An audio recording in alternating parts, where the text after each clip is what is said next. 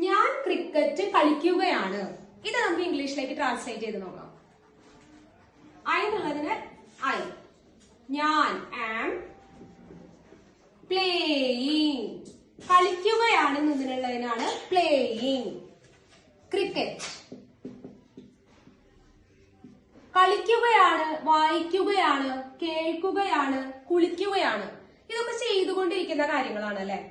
ഈ ചെയ്തുകൊണ്ടിരിക്കുന്ന കാര്യങ്ങളിൽ നമ്മൾ എപ്പോഴും കണ്ടിന്യൂസ് ഫോം ആണ് യൂസ് ചെയ്യുന്നത്. ING ഫോം ആയിരിക്കും യൂസ് ചെയ്യുന്നത്. പ്ലേയിങ് കണ്ടു, ING ഫോം ആണ് നമ്മൾ യൂസ് ചെയ്യുന്നത്. ഞാൻ പുസ്തകം വായിക്കുകയാണ്.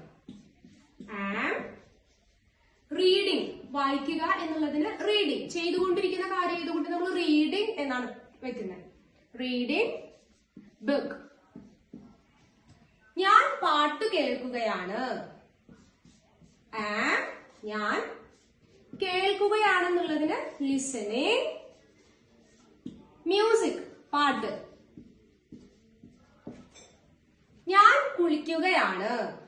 ആം ടേക്കിംഗ് ബാത്ത് കുളിക്കുക.